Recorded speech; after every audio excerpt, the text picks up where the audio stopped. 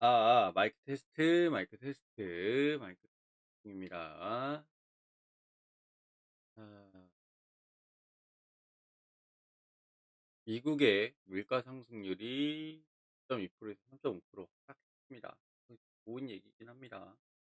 예, 나쁜 얘기도 있죠. 희소식과 예, 안 좋은 소식도 있습니다. 제가 여러분한테 말씀드릴 수 있는 건 지금 현재 상황이 썩 좋은 상황은 아닙니다. 아시겠죠? 유가도 지금 현재 상황이 좋은 상황은 아니죠. 저도 한번 볼까요? 보시면은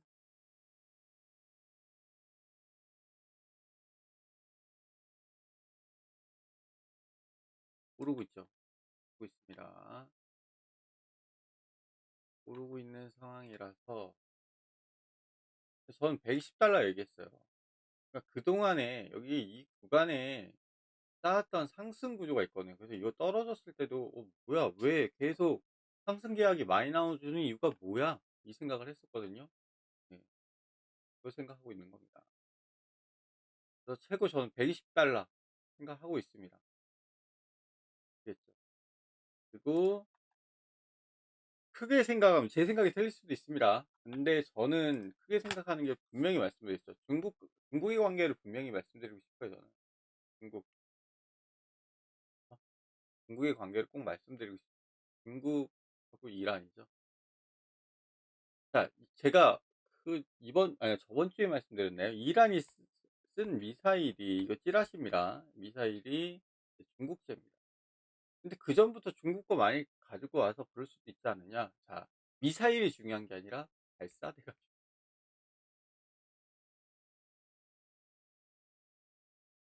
거의 대국만 거의 초토화된 상황에서 그래서 이란 중국이 이란의 지원의 가능성이 되게 높다라는 얘기입니다. 그전에도 중국이 이란을 도와줬다라 그럴 가능성이 있다는 얘기를 제가 했었죠. 그래서 지금 네. 이란 정부가 친미 정부 들어서면은 뭐 그럴 수도 있겠지만 친미 정부가 아닌 상황에서 어쨌든 중국 가는 것만 원유 수출만 막아 준다면 미국은 네, 성공을 한 겁니다. 아시겠죠? 결국에는 MOU를 하든 뭘 하든 뭐 휴전을 하든 종전을 하든 어쨌든 미국이 원하는 건 이 그림일 거라는 원유 수출을 막는 이 그림이 제일 클 겁니다. 지금 제일 크게 견제해야 될 게 중국이긴 하거든요. 미국 입장에서 봤을 때. 그래서 저렇게 되느냐 안 되느냐가 되게 중요해지더라고요. 저기 MOU 각서 중에 막 저런 얘기가 있어야 되는데 저런 얘기가 없었기 때문에 뭐지? 현 정권을 남겨 놓고 이런 식으로 미국이 끝낸다고 네, 생각을 했고 그리고 뭐예요? 얘네가 유가가 빠지네. 근데 상승 물량은 있네. 라고 말씀드린 거죠. 아이고 이게 아니고 그래서 분명히 말씀드리지만 유가가 빠지고 있는데 왜 계속 상승 물량을 이게 상승 계약을 잡아주고 있지? 그래서 이것도 계속 제가 이거 말씀드렸던 거죠. "얘네 왜 이러냐 도대체?" 라고 말씀드렸던 이유가 거기 있는 거예요. "이거 왜 뜨냐? 얘네는 왜 빠지면서 상승 물량 계속 잡아대냐?" 결국은 큰 흐름을 따져 봤을 때는 미국은 중국한테 원유를 줄 생각이 없습니다. 베네수엘라 건든 것처럼 마두로 잡아간 것처럼 그 정권은 친미 정권이 됐죠. 인제 이란도 친미 정권이 되느냐 안 되느냐 그 생각을 해야겠어요. 속전속결로 이란 수뇌부들 어디였죠? 네. 어쨌든 아사드였나? 네. 그 이스라엘 걔네들이랑 손잡고 정보부랑 손잡고 다 숙청 예 다 죽였는데 결국에는 아직도 항전을 하고 있죠, 이란은. 그래서 말씀드린 어떻게 될까요? 방향을 알 수 없습니다. 대신 이제 달러는 떨어지고 있어요. 달러는 떨어지고 있는데 여러분 달러 이만큼 떨어졌다고 해서 달러가 끝난 게 아니에요, 여러분. 달러가 끝난 게 아닙니다.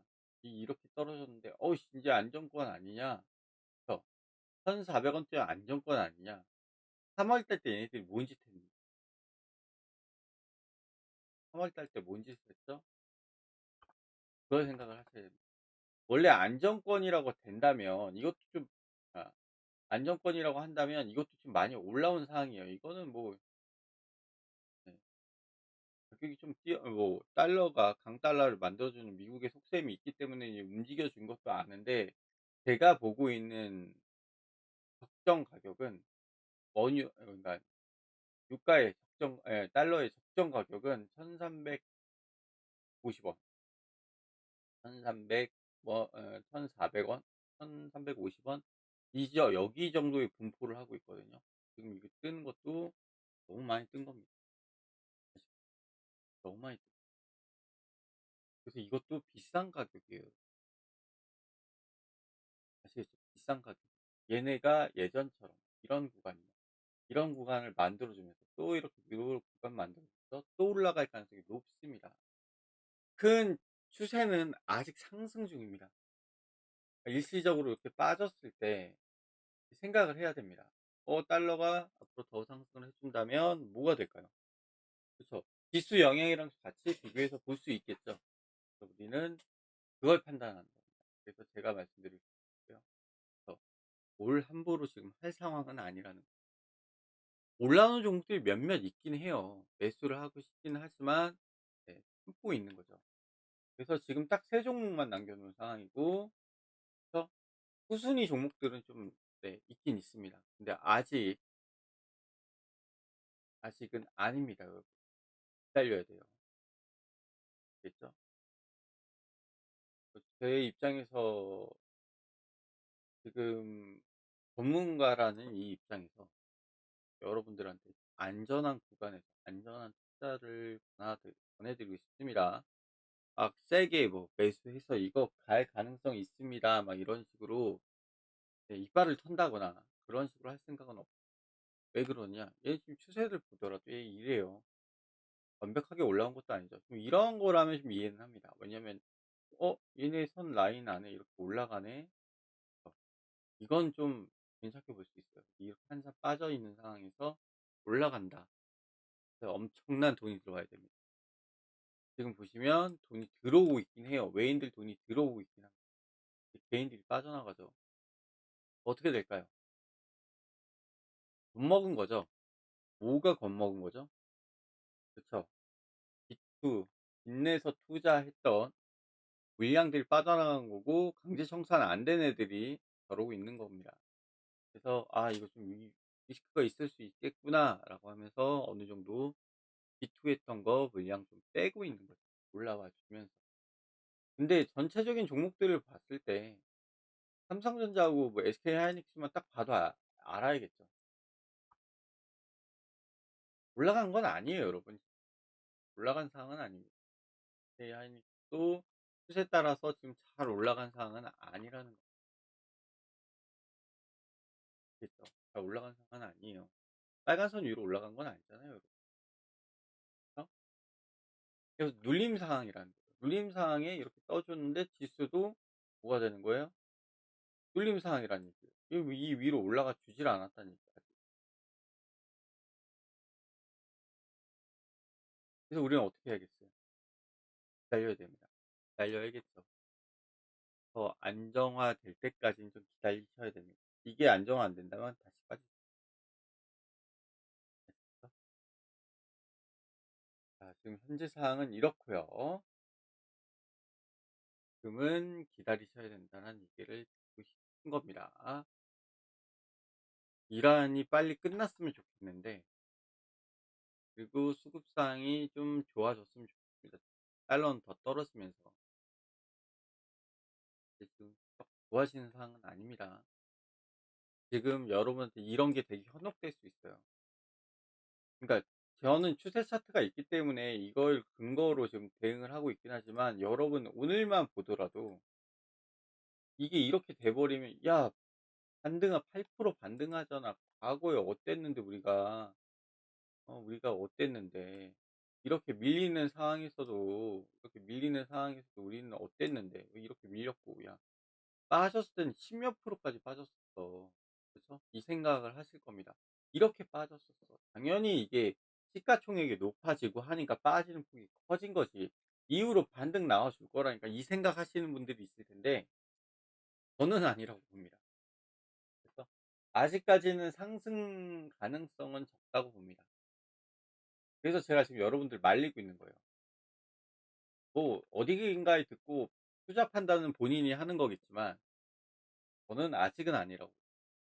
그래서 향후 흐름이 좀 좋아지고 수급 여부가 좀 괜찮아졌을 때 들어가는 것도 하나의 방법이라고 생각을 합니다.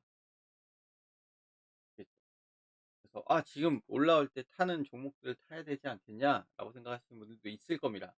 그렇지만 제가 여러분한테 말씀드리고 싶은 거는 뭐예요? 지금 선으로 그런 종목을 잡았다가 손절이 안 돼 버리면 또 문제가 커집니다. 아시겠죠? 손절이 안 돼 버리면 문제가 커져요. 저처럼 그냥 과감하게 자르는 사람이 아니라면 문제가 커질 수 있어요. 그럼 문제가 커지면 어떻게 되겠어요? 그쵸? 또 손실이에요 여러분. 과감하게 자를 줄 알아야지 지금 같은 장에서 대응이 됩니다. 이제 '앞으로 올라갈 거다. 인제 비중을 좀 줄이고 밑에서 잡는다는 생각으로 좀 들어가면 좀 좋아질 거다.'라고 이야기하신 분들이 꽤 많았는데요. 저는 예 아닙니다. 주가가 지금 많이 올라오는 상황이라고 보고 있고 더 올라갈 수도 있어요. 더 올라갈 수도 있고 후속 투자금이 어느 정도인지 모릅니다. 어느 정도인지 몰라요. 자, 해외에서 투자되는 해외 기관들이 투자하는 한국에 투자하는 게 뭐 비율이 높아지면 좋다. 뭐 지수 편입이 되면 인제 비율이 높아질 거다. 네. 그런 게 없지 않아 있긴 있어요. 얘네들을 근거로 이제 또 들어오는 이제 투기 투자하는 애들이 있겠죠. 그런 애들이 들어와 주면서 그 어느 정도의 금액이 적정 금액이라고 볼 수 있는 금액들이 분명히 존재합니다. 그리고 시장 규모에 따라서 퍼센테이지로 움직여지기 때문에 그 계속 변동이 나올 수밖에 없어요. 근데 제가 말씀드리고 싶은 거는 이거예요. 그래서 어느 정도 투자 퍼센테이지율이 있기 때문에 그걸 생각한다면 지금은 과투자예요. 유출을 해서 본다면 좀 과투자라는 겁니다. 지금 돈이 들어온다면 야 이 정도는 들어와야 될 텐데 야 지금 이 정도 들어온다면 어디에 들어오겠어요. 저는 지금까지 역대 금액으로 봤을 때도 좀 과투자라고 생각하고 있어요. AI도 뭐 과잉 투자 막 이렇게 얘기를 했잖아요. 그래서 좀 심하다고 생각을 하고 있습니다. 데이터를 쭉 돌려보고 이것저것 저도 전문가의 네 외국에 있는 애들 걸 좀 보거든요. 외국에 있는 애들 흐름이 어떻게 가는지 지금 어떤 식으로 보고 있는지 AI 큰손들은 털고 있는데 후기 자본들은 생각이 또 어떤지 후기 자본들은 지금 요즘 많이 땡겨야 돼요.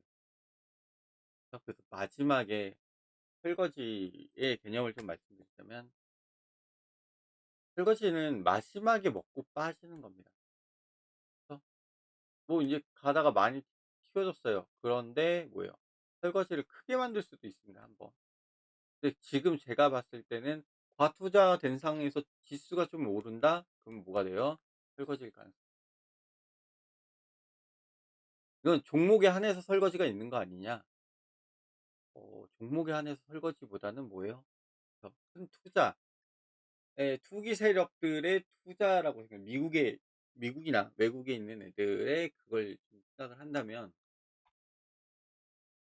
애들은 일정 비율 이상 올라가고 금액 이상 좀 올라가면 많이 튀겨주는 경우가 없어요. 요번이 좀 특별한 경우긴 해요.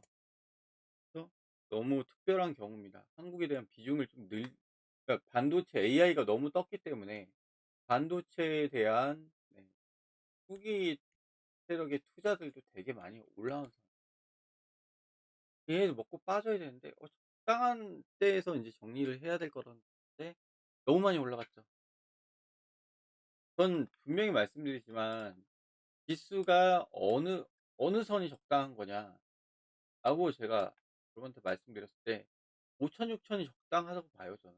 5천, 6천이 적당한 나이대. 이게 원래 이때 좀 눌림 나와주면서 물량도 좀 털어주면서 다시 구간을 잡는 구간이 돼야 되는데 이게 튀어버린 겁니다.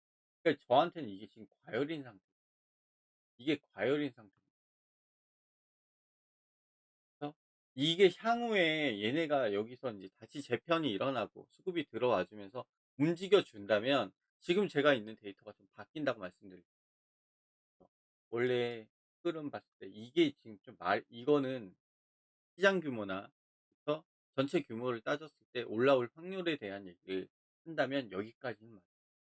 근데 지금 이거는 세다고 말씀드려요.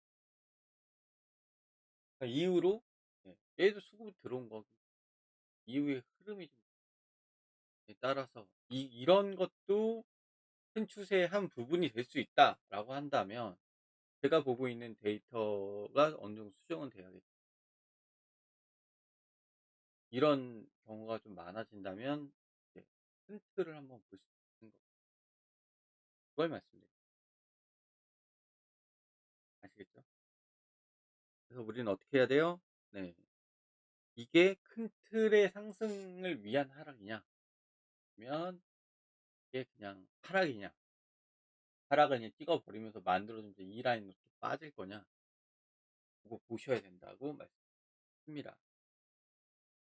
그래서 지금 현재 상황에서는 만일에 매수를 들어간다고 해도 좀 약하게 들어가시는 게 좋습니다. 그리고 놀린 종목들 있죠. 그거는 정리를 비중을 좀 줄여 가시는 게 좋습니다. 향후 앞으로 어떻게 뭐가 뜰지 몰라요. 반도체가 계속 가느냐? 그건 투기 자본 애들이 지금 만들어낸 흐름이고요.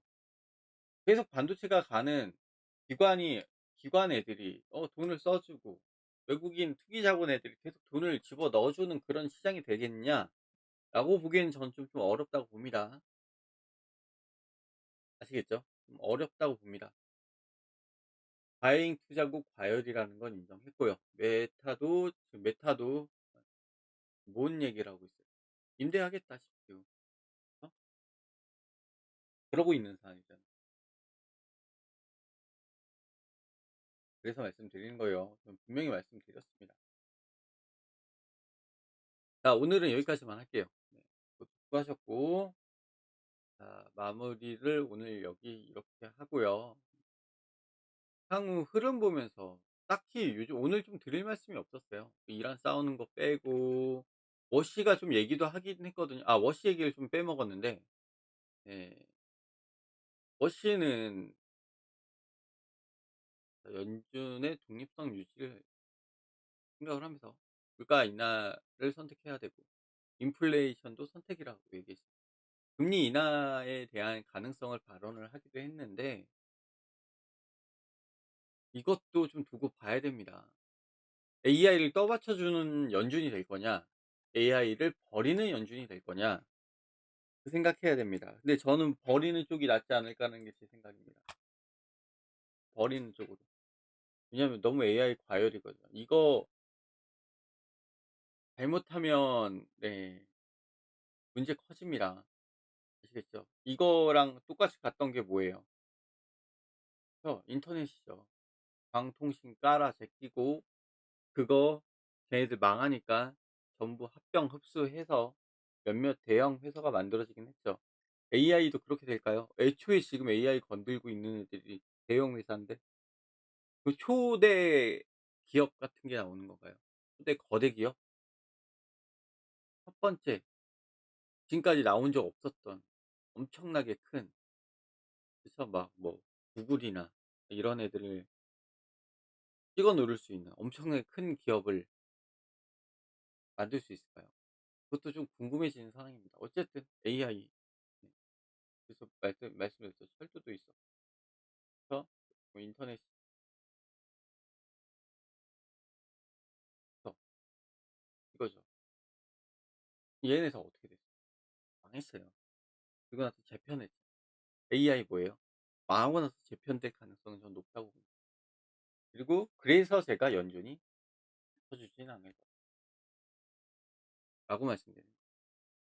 그러니까 환경을 받쳐주진 그러니까 니네가 더 클 수 있게끔 더 투자를 많이 받을 수 있게끔의 환경을 받쳐 주지는 않을 거라고 보고 그 정부에서 투자를 계속하느냐 투자를 계속할 수는 있어요. 그래서 재정 적자를 겪고 있는 미 정부가 투자를 계속할 수는 있는데 이게 지금 대규모로 투자되는 거와 어 소규모로 원래 미국은 투자를 하긴 합니다. 근데 어떤 투자요? 그 기술 투자를 좀 합니다. 그래서 대부분 뭐 어떤 대학 교수라든가 이런 식에 있는 사람들이 투자를 받아서 만들어서 그게 가능성에 대한 걸 보고 인제 업글을 시키죠. 업글을 시키는 거. 실마리를 잡는 거죠. 기술 개발의 실마리를 뭐 대학 뭐 이렇게 해 가지고 몇몇 애들을 통해서 그 실마리를 잡고 상용화시키기 위해 업글을 하는 경우가 되게 많은데 그래서 AI는 왜요? 이런 구조도 좀 네 좀 약했죠. 이게 뭐 소규모 투자죠 이게. 소규모. 이게 상용화시키기 위한 대규모 투자. 그래서 소규모로 진행될 가능성이 있다고 보고 있습니다. 원래 엔트로피도 소규모로 이제 대형 투자가 들어오면서 남들한테 보여줘야 되니까 지금 속도 빠른 걸 보여줘야지. 그러니까 데이터 센터가 부각이 된 거고 이게 많이 올라온 거죠. 우리 또 돈 들어온 걸로 우리는 데이터 센터 만들 수 있고 우리는 더 좋게 만들 수 있어. 앞으로 더 창창한 미래가 있어. 이런 걸 보여주기 위해서 이런 걸 한 겁니다. 그래서 그래서 저는 지금 데이터 센터에 대해는 되게 좋게 보지를 않고 있어요. 머리가 좋아야 되는데 손발이 많아진다고 말씀드렸죠. 지금 현재 상황은 제가 보고 있는 상황은 이렇다라고 말씀드릴 수 있습니다. 짧게 끝내려고 했는데 그 얘기가 좀 길어졌어요. 워시 얘기 나와서. "왜 너는 환경적인 걸 받쳐주지 않을 생각이냐?" 금리 인하를 하더라도 금리 인하는 일반 사람들을 위한 거죠. 네.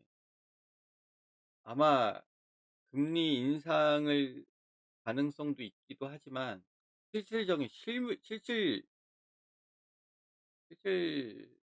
아니에요. 실생활에 살아가고 있는 사람들이 금리가 높아지는 걸 막기 좀 인플레이션 올라가는 걸 막기 위해서 금리 인상 가능성도 있긴 하지만 기업들 투자 지금까지 투자하는 놈들을 위해서 금리를 엄청 내린다거나 그 정도 수준까지 가지는 않을 거예요. 왜냐하면 금리 올릴 가능성도 있기 때문에. 그러니까 환경이 투자할 수 있는 환경을 만들어 주지는 않을 거라고 보고 있는 거예요. 그래서 계속 동결일 가능성이 높다고 봐요.